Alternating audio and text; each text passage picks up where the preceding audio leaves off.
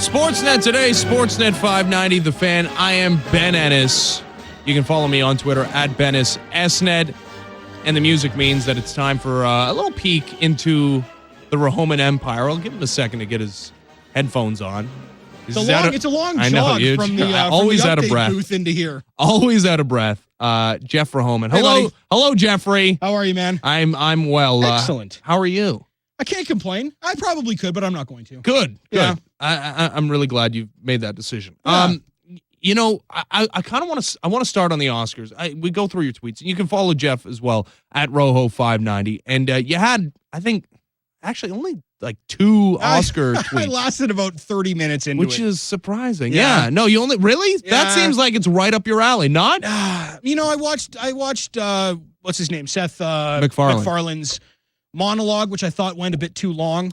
I thought it was pretty good, though. I thought it was good, but he just the whole interaction with William Shatner and him going back to like 3 different bits. It was like, okay, I get it. You're just move on. Let's get to the awards. And I know people are big. Do you fans. like the Oscars generally? I like the main awards: Best Picture, Best Director, Best Actress. How many of the movies did you see? I just saw Zero Dark 30. I want to see that one. That's the one I want to see the most. Yeah, it's a little long, but it's really good. God, you are really impatient. The intro was long. The movie was long.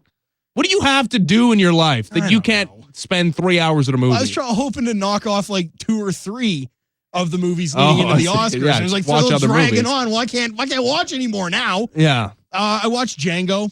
I want to see that one. I thought that was really good. And Argo, I've seen. Was that too long? I heard Django's really long too. Yeah. It is, but it's Tarantino, so there's despite it being long, there's no real slow parts. Yeah, because it's Tarantino. Mm-hmm. And Argo was really good too, although I didn't think that they had enough emphasis on the fact that Canadians were really behind that mission. Well, apparently they were more involved in that than the movie. Yeah. Yeah. Oh, absolutely. Yeah. Portrayed. That's it's one of my. I remember them telling that story leading into the Vancouver Olympics. I don't know if you remember.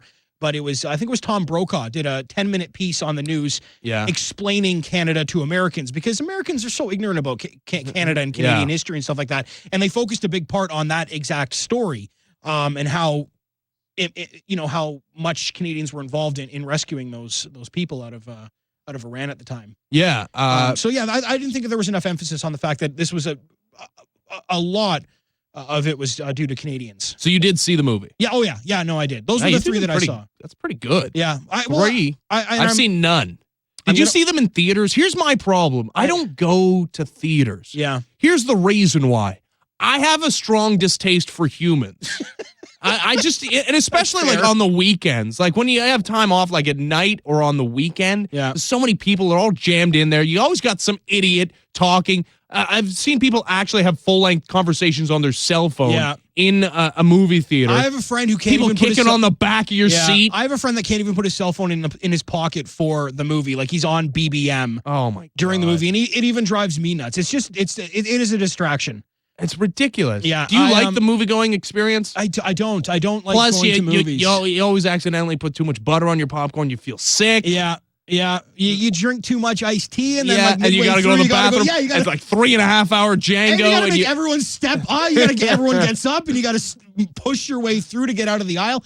Here's a question for you: Have you ever seen a movie by yourself? No, I'm not against that though. I don't mind it if you go during the matinee, afternoon. And no one else is there. That's the perfect time to do it. You can totally enjoy a movie sort of peacefully by yourself. Because I was watching it by myself at home. Mm-hmm. So why not go difference? Why not go to the theater and see it on the big screen? The one movie that I want to see that I haven't yet is Silver Linings Playbook, which I heard was very, very good. I've heard good things, like Jennifer Lawrence. Did you ever see Winter's Bone? No. That she was in? No. That does not sound appropriate. Yeah.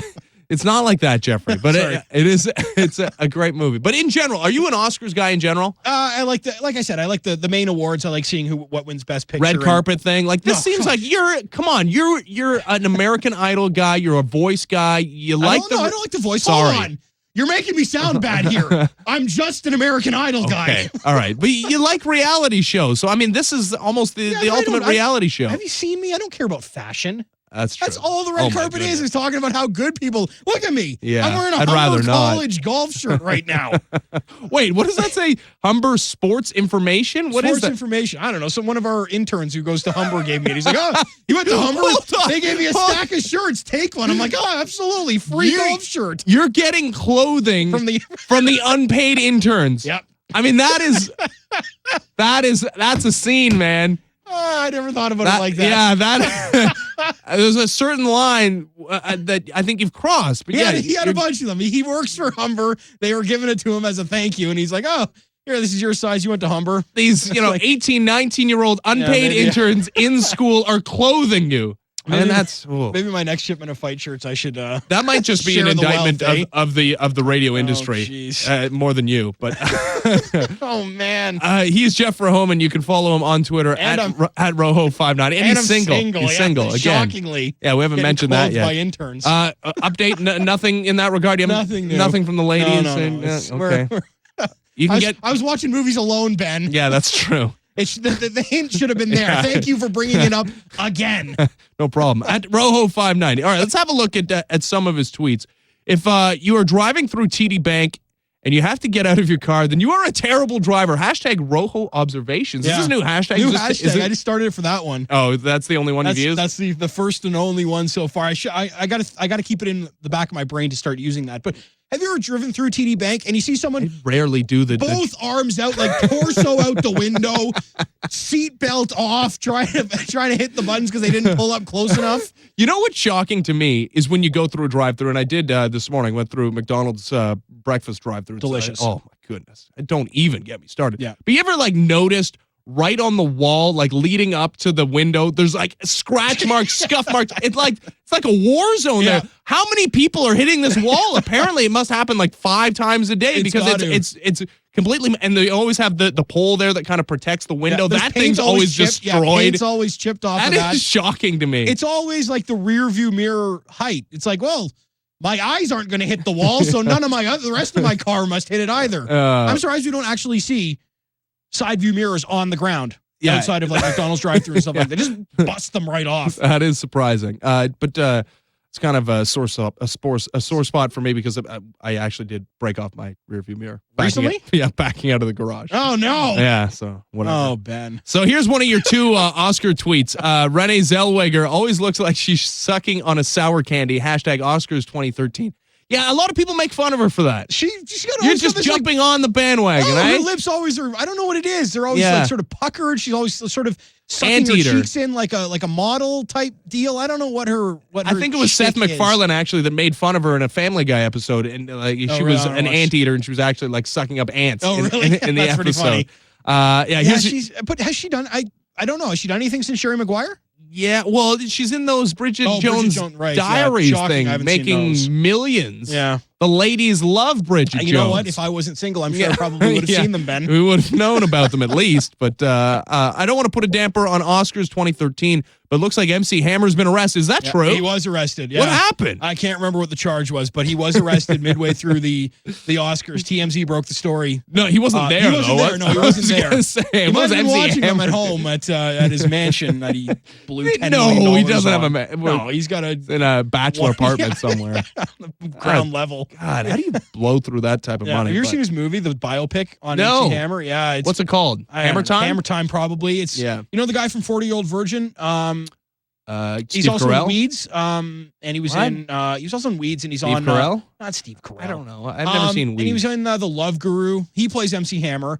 Mike Myers? Mike Myers plays MC Hammer. And did you know that MC Hammer signed with Suge Knight and Death Row Records? No. Towards the end of his career? Really? I learned that in the biopic. Wow. So MC Hammer, Snoop Dogg, Dr. Dre, and Tupac. All right. So this movie, you don't know what it's called, but you say it's good. Hammer Time. No, it's not good. It's terrible. Here's one that kind of hits home for me, although I don't watch this. February 26th. After 9 seasons, The Office is going the dramatic route. Leave Jim and Pam alone. I hate when sitcoms or comedies do this, where, the whole basis of the show is the comedy. Yep. Nobody cares about the drama. I mean, you can throw it in occasionally as some sort of comedic side plot, but to go completely the dramatic route is so stupid. I hate when shows do this. And the thing is, I don't know if you've ever watched the American version of The Office. I've seen it occasionally. It's not my favorite. The whole sort of show buildup was leading into Jim and Pam getting together, and then it sort of built off of their marriage and having kids and them being the perfect couple. This final season, they're teasing a breakup. They're teasing that she's like cheating on him with one of the camera guys who's shooting this documentary. No. We've gone 8 seasons looking at this perfect family. Just leave them alone. Yeah. Jim and Pam forever. Okay. Hashtag PB&J for life. Are you getting a tattoo or something? I do. No. Do you have any tattoos? I don't. Okay. No. Me neither. You see, you got to have like a proper. Yeah, you want to showcase it. Body. Yeah. In order to get tattoos. Yeah, but you're not going to get it on like your back because then you'd have to like show your back. There's Nobody not a lot wants of to see spots that. I could get tattooed that I could show off. Yeah. Well, you're not going to see it under on the body hair anyway. Well, you know, right? maybe the back of my calf or something like that. Get one on the palm of my hand. Before we let you go, this is nominally an MMA segment. Anything? We got a show tonight. Really? There's a free show on Sportsnet tonight. It's actually a really good show. It starts at 10 o'clock. It's from Japan, which means that I think they're watching it at like 3 a.m. in Japan. But what? They're catering for the East Coast audience. Yeah. Wow, sucking it up. Yeah, the Japanese. But a guy named Vanderlei Silva is back in Japan. He was a beast in Japan for years and years and years. It's his first time back in Japan since about 2002, 2006, I think. He's fighting Brian Stan at 205 pounds, which is a really good fight. Mark Hunt versus Stefan Struve in a heavyweight fight. Takanori Gomi versus Diego Sanchez at lightweight. There's, I think, 6 cards on the main show. Really, really good show. I'm excited to see Vanderlei back in Japan. He's always an exciting fighter. He's a finisher. If he's not knocking guys out, he's getting knocked out. So you can bet on a fun fight in the main event. That's fun. This is always fun. Thank you, Jeffrey. I enjoy it immensely. There's Geoff Rohoman. You can follow him on Twitter at Roho590. And once again, ladies, he is single, shockingly enough. And maybe if you guys get together, tattoo your name